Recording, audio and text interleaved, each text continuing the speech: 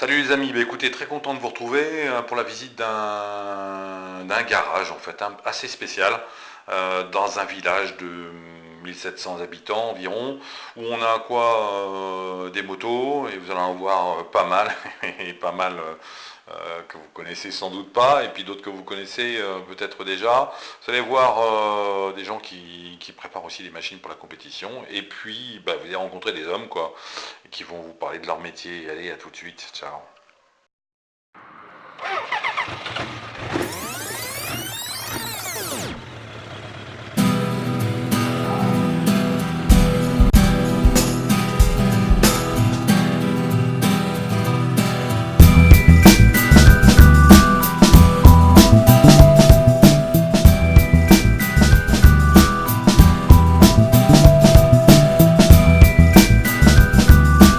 Salut Christophe. Salut Yap. Bon alors Christophe, explique-moi un petit peu, qu'est-ce que c'est que SMC? Alors SMC, magasin de moto, spécialisé en tout-terrain, sportive, quad, tout ce qu'il y a de roues et quatre roues aussi. Alors ça veut dire quoi SMC? Alors SMC, ça veut dire service moto et compétition. Pourquoi service moto et compétition? Parce que le service de la moto pour rendre aux gens, que ce soit du simple entretien à la réparation, modification, on peut faire plein de choses ici. Compétition, pourquoi? On est des mordus de compète, on en a fait pendant des années, que ce soit en tout terrain, en super motard, en sportive, etc. Salut Mathieu. Salut, Qu'est-ce que tu fais sur cette machine là? C'est quoi ça? Déjà, c'est quoi cette machine? ça c'est un 2,5 RMZ, D'accord. année 2012 je pense par là. Ouais. Et là c'est le monsieur qui veut la transformer en super motard. D'accord. Là pour l'instant on est en train de faire l'arrière. Ok.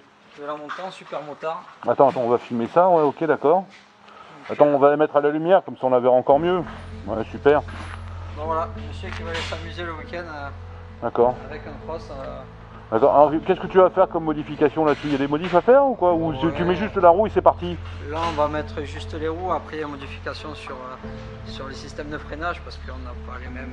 D'accord. Super motard on freine beaucoup plus qu'en cross. D'accord. Du coup, on change le diamètre de disque, on met des gros étriers avec 6 pistons. D'accord. À l'origine, il n'y en a que 2. Ok. Donc voilà. Et le gars, il va s'amuser avec ça là? Ouais, sûrement. C'est une machine qui peut. Oui, après c'est un petit, c'est un 2,5, mais, D'accord. mais Bah déjà pour s'amuser, c'est pas pour mal. s'amuser, il y en a assez. Ouais. Il y en a Après, assez. nous, en roulant 4,50, là, le monsieur il a un 2,5, donc ils vont profiter D'accord, ok. pour Ok. s'amuser. Donc là, on va lui monter ça et là, il va s'amuser un peu ce week-end. Après, il reviendra. Ouais, puis après vous verrez s'il y a des modifs à faire ou non. Ouais, je pense qu'il va falloir modifier la fourche, tout ça, D'accord, ok, pour la régler pour le super motard. ok, Voilà. très bien.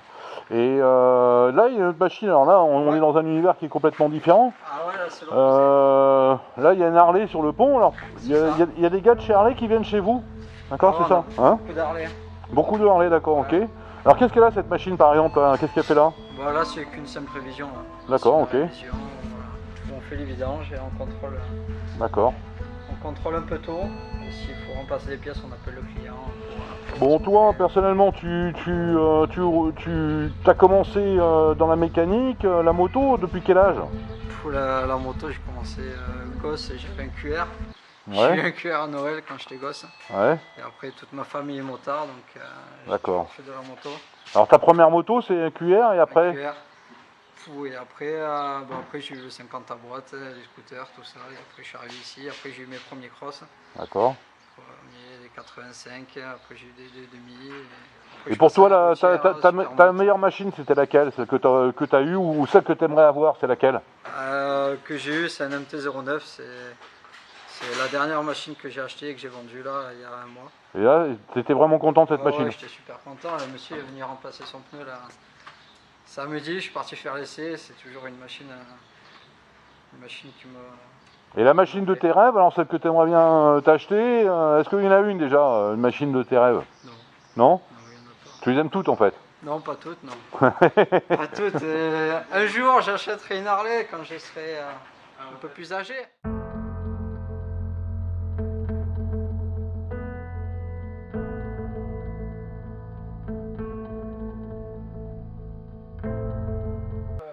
Une petite marque française. française.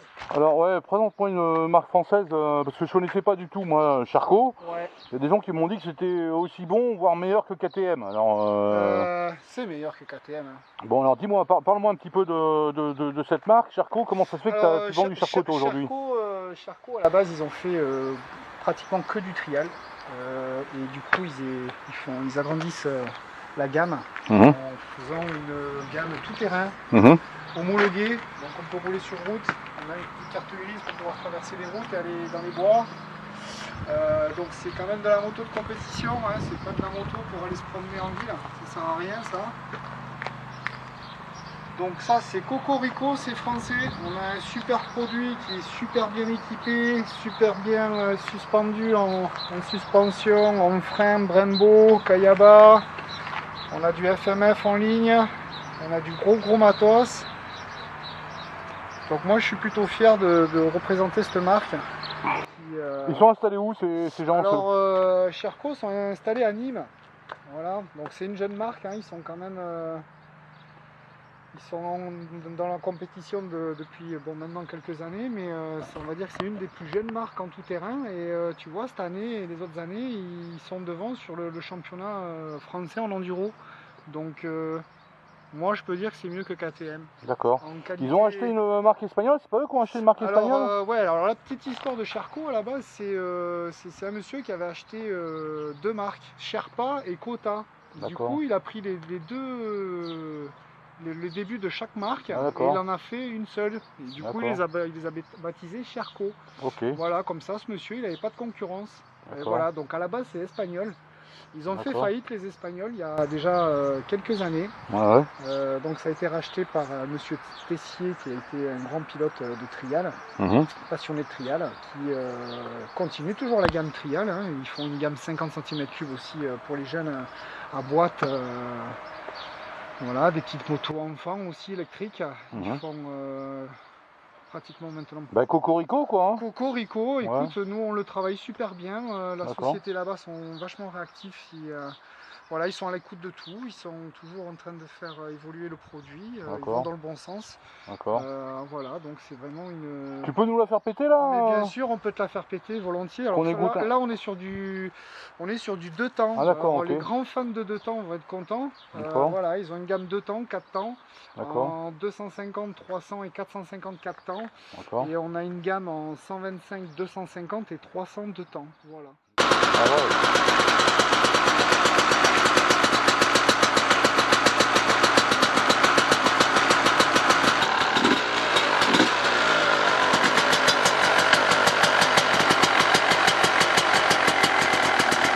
Bon, salut Jérôme.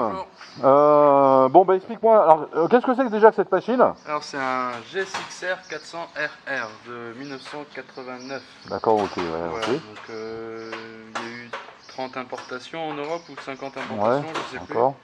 En France, il n'y en a aucune d'immatriculée. Il y en a peut-être des présentes, mais pour une collection privée chez des particuliers. D'accord. Voilà, celle-ci, c'est en vue de préparation d'un passage à la DRIR, donc pour une homologation française, pour lui permettre d'avoir une immatriculation. D'accord. Alors là, qu'est-ce que tu fais sur la machine? C'est quoi les contrôles que tu fais? Contrôle un peu de tout. Surtout de la carburation. La carburation, il y a des aiguilles de carbu à changer. Alors la carburation, c'est là que quand vous faites une carburation, est-ce que vous la passez juste en machine ou est-ce que vous la démontez complètement? Là, on démonte tout entièrement, on ne sépare pas les 4 carbus, sauf s'il y a des fuites au niveau des jonctions. Sinon, on démonte tout ce qui est gicleur, aiguille, membrane, cuve, les jeux de starter, voilà, tout ce qui peut se boucher ou être détérioré. D'accord, ok. Donc voilà, donc on a ça, les étanchéités des piles d'admission, les 4 bougies ont été changées, et le filtreur sera neuf. Voilà, pour faire une belle synchronisation, il faut ces 3 éléments. Pourquoi ils ont été changées les bougies par exemple? Là, elles ont été changées parce que dessus, l'ancien propriétaire avait monté un mauvais modèle. Avec des culots trop courts, donc c'est peut-être ce qu'il avait sous la main. Voilà, donc on a remonté ce qu'il y a d'origine, des NGK CA 9K. Voilà, ça, et là, voilà, c'est nettoyage de tout le circuit d'eau parce que ça n'a pas tourné depuis des années. D'accord, ok. Donc il y aura sûrement des durites à changer. Bon, ça de toute façon sera une deuxième étape, c'est ça hein, bon. La première étape c'est de la mettre en route et de la remettre d'origine, donc avec ces échappements d'origine qui ont été trouvés par le propriétaire. D'accord, ok. Donc, sûrement une pièce unique à la vente d'occasion qui a été trouvée, donc en très bonne état. Donc voilà, donc ça, la pression des pneus, voir tout l'éclairage, la signalisation, tout ce qui est organes de sécurité, les freins avant, freins arrière, les câblages soit d'accélérateur, de starter, d'embrayage. Ok.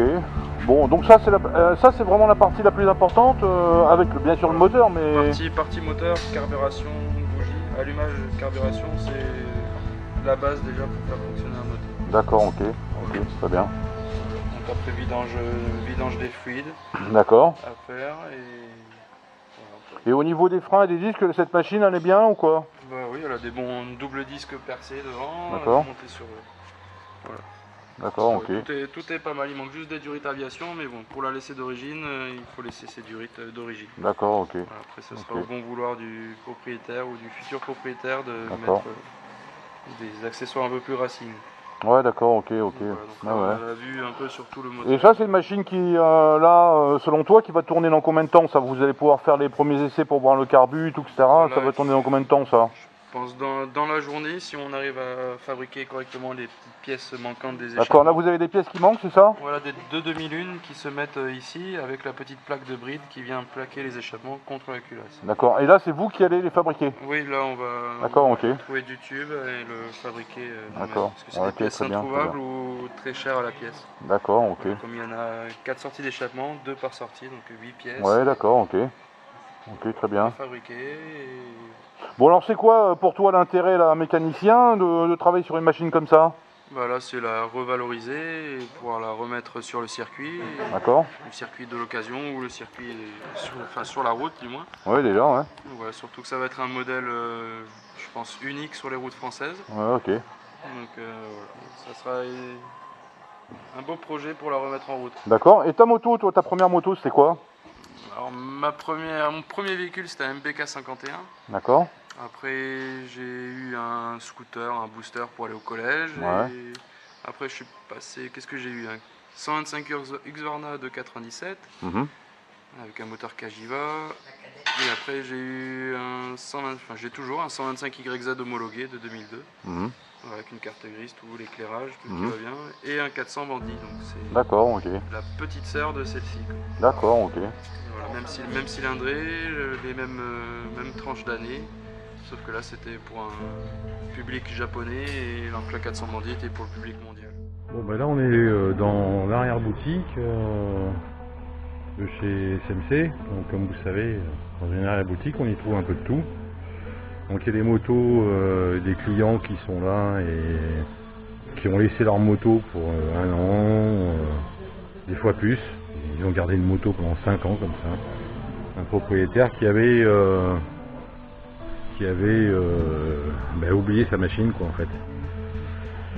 Et donc là on a plein de machines qui sont en attente de leur propriétaire, pour certaines à adopter. Vous l'aurez reconnu, il y a un petit XT500. Donc je pense que lui va partir en restauration.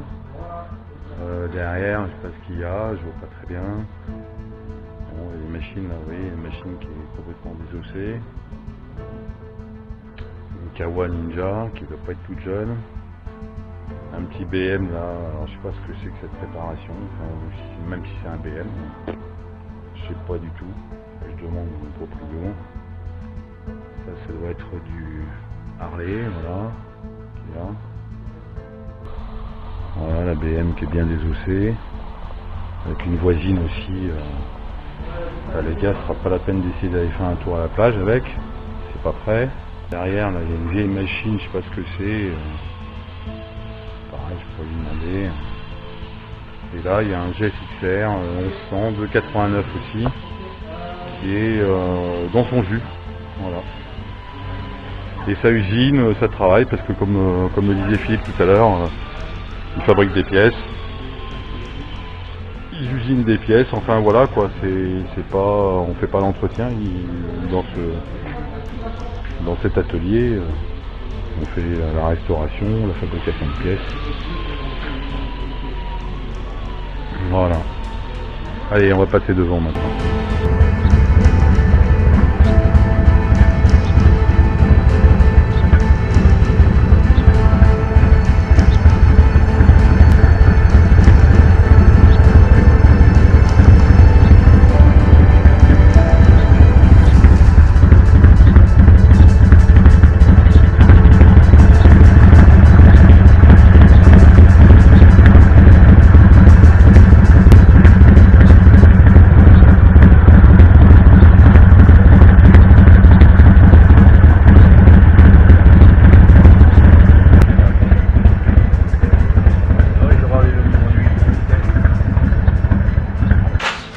Bon bah Philippe, je te dérange en plein boulot là, qu'est-ce que tu es en train de faire?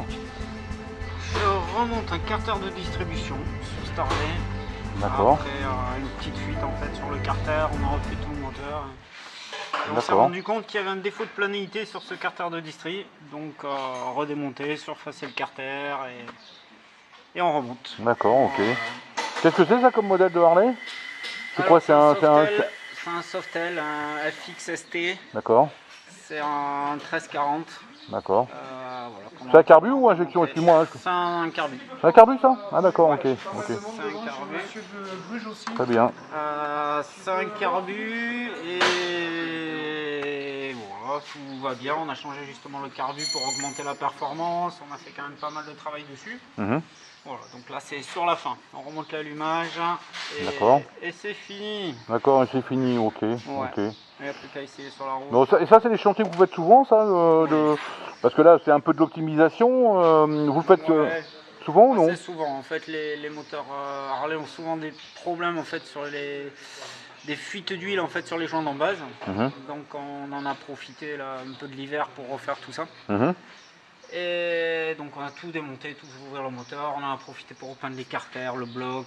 D'accord, ouais, c'est une belle machine, ouais. Propre. Ouais.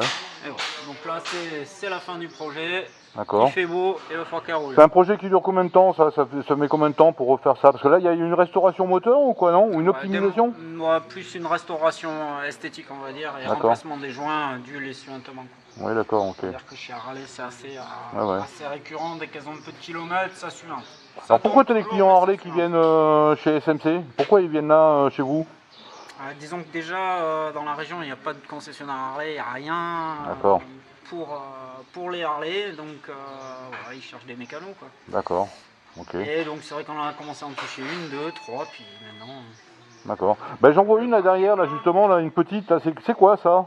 C'est un petit modèle de... C'est quoi, c'est un 125? Ouais, c'est un 125 AMF, c'est Harley Davidson qui distribuait ça. D'accord. Avec un moteur Cagiva. Ah, c'est un moteur italien. Ok. Ah, c'est un moteur italien qui va dessus? Ouais, avec la marque Harley, d'accord. Voilà, c'est un moteur italien, moteur de Cagiva, donc qui a été restauré par le propriétaire. Donc nous on a remis en route, tout, pas de soucis. On a juste là un peu d'électricité parce que ça a été mal monté, bon, il y a des petits soucis. Tu mets le contact, les phares s'allument alors qu'ils ne devraient pas. D'accord, ok. C'est presque une machine italienne. Voilà, c'est presque une machine italienne quoi. C'est presque une italienne. C'est presque une machine italienne, c'est ça qui est amusant. Est-ce que c'est un monde qui se porte bien? Est-ce que dans le domaine de la mécanique, les entreprises se portent bien? Alors, on va dire que du travail il y en a. Ouais. Le problème c'est comme toutes les sociétés en France, hein, on va dire. D'accord. C'est pas le boulot qui manque, c'est ce qu'on nous ponctionne tous les mois qui fait que c'est plus ou moins dur, on va dire. D'accord, ok. Mais bon, je dirais du boulot, il y en a. D'accord. Il y en a, surtout dans la région, il y a quelques magasins qui ont fermé, tout, donc ça laisse un peu plus de boulot pour les autres. D'accord. Donc oui, du boulot, on en a. Ça fait combien de temps que SMC existe? Septembre 2011. Septembre 2011, d'accord, ok.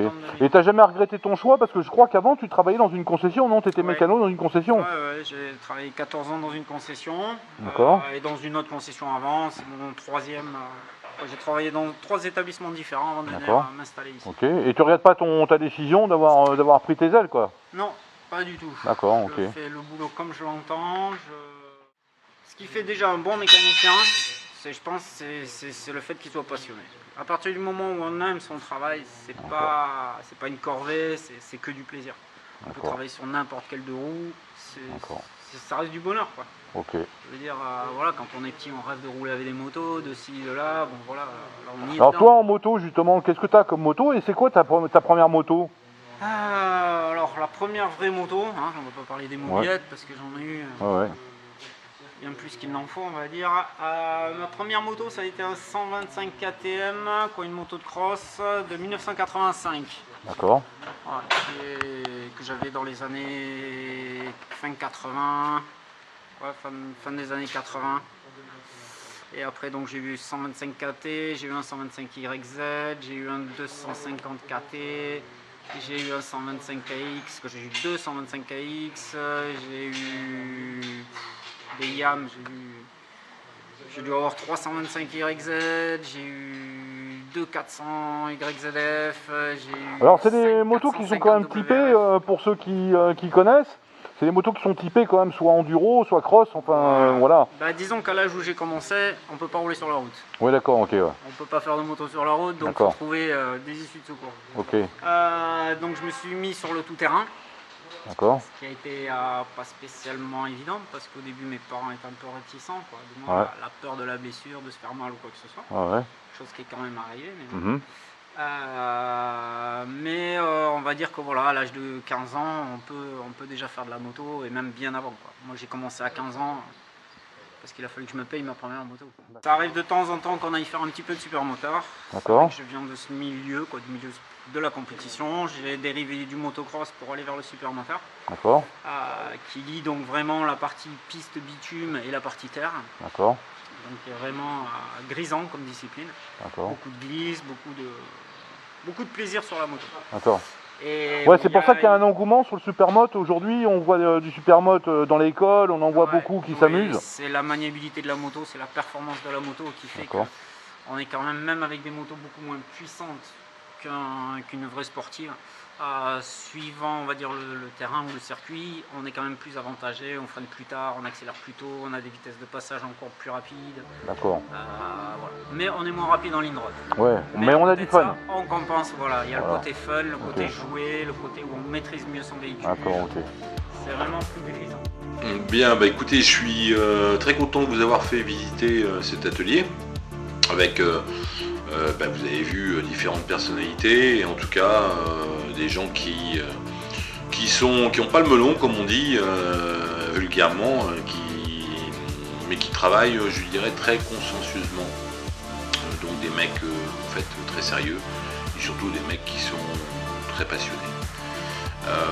Là, ce que vous découvrez, c'est une moto des années 70-80, c'est un 80 cm3, une Derby. Donc, et c'est une machine qui est assez extraordinaire, parce que c'est une machine qui est faite pour la piste et surtout pour la ligne droite. C'est une machine que SMC a réceptionnée et sur laquelle ils vont travailler, qui aujourd'hui pousse pas mal, puisque là le record au chrono, donc au radar, c'était 197 km/h en ligne droite. C'est bien évidemment une machine qui n'est pas homologuée pour la route. Et là, SMC, ils vont travailler sur une préparation pour franchir la barre des 200 avec ce 80 qui est, je trouve, magnifique. Voilà. Bon, si vous avez aimé cette vidéo, n'hésitez pas à lâcher un pouce, à vous abonner surtout et à cliquer sur la cloche là, pour avoir les notifs. Et puis écoutez, n'hésitez pas à mettre des commentaires, c'est vivant quand il y a des commentaires, que ça vous plaise ou que ça vous plaise pas d'ailleurs, vous avez le droit de dire que vous êtes fait chier, voilà. Ou bien vous avez le droit de dire, ou bien au contraire, que vous avez trouvé ça super. Voilà, allez, je vous dis à la prochaine, à très bientôt, ciao.